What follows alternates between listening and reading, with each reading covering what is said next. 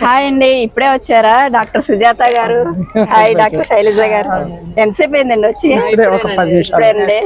చూసారా మన చాలా బాగుంది, చాలా బాగుంది. ఎంత ఫ్రెష్ గా ఉంది ఇది.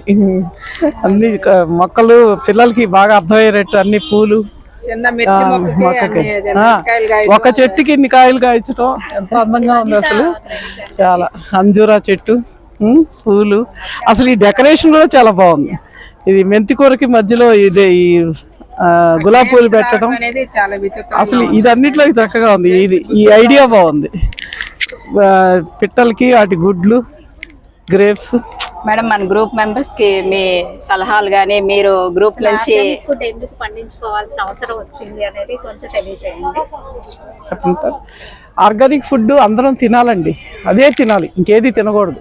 ఎందుకంటే మామూలుగా బజార్లో దొరికే అన్ని రకరకాల రసాయనాలు వేసి, కెమికల్స్, ఫెర్టిలైజర్స్ అన్నీ వేసి వాటిని విషంలాగా తయారు చేసి మనకి అమ్ముతున్నారు.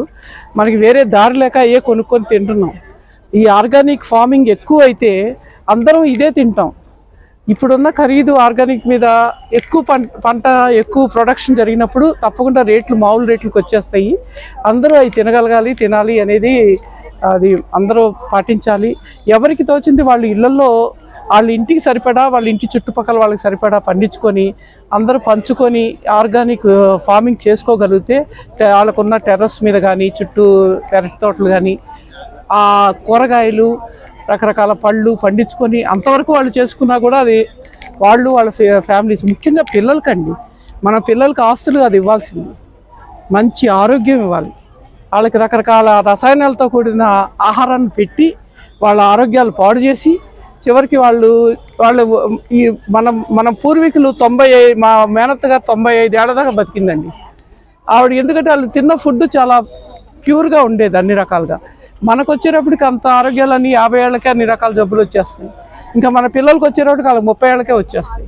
కాబట్టి రకరకాల జబ్బులకి కారణం ఈ రసాయనాలే. కాబట్టి అవి లేని ఆహారం మనం ఆర్గానిక్గా పండించుకొని అవి వీలైనంత వరకు వాటిని తినగలిగితే ఎక్కువ కాలం ఆరోగ్యంగా బతకగలవని ఒక డాక్టర్గా నేను చాలా గాఢంగా నమ్ముతున్నాను. ఇది గవర్నమెంట్ కూడా ఎంకరేజ్ చేయాలి. ఇది తప్పితే ఇంకేది జరగకూడదు. ఎందుకంటే మామూలు వ్యవసాయం, మామూలు ఆర్గానిక్ కెమికల్స్ ఇన్ఆర్గానిక్గా చేసేవన్నీ కంప్లీట్గా వైపౌట్ చేయాలి, లేకపోతే ఫ్యూచర్ లేదు అసలు. అది నా ఉద్దేశం. చాలా బాగా చెప్పారండి. థ్యాంక్ యూ వెరీ మచ్ అండి.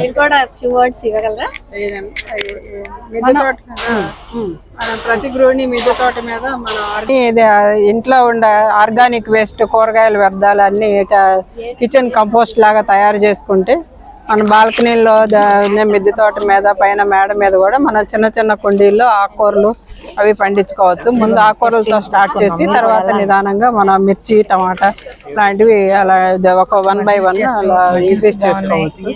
మన ఇంట్లో ప్రతి గృహిణి ఇట్లా కంపోస్ట్ చేయటం అనేది కిచెన్ వేస్ట్ మున్సిపల్ కార్పొరేషన్ వాళ్ళకి ఇవ్వకోకుండా మన కిచెన్ వేస్ట్ని మనమే కిచెన్ కంపోస్ట్ తయారు చేసుకొని బిన్స్ అవి ఉంటాయి. మనం బెల్లం నీళ్ళు కానీ, మనం పుల్ల మజ్జిగ కానీ వేస్తే దాని మీద కొద్దిగా మట్టి వేసినా లేయర్ బై లేయర్, ఒక లేయర్ కిచెన్ వేస్ట్ ఒక లేయర్ మట్టి అయినా వేయచ్చు.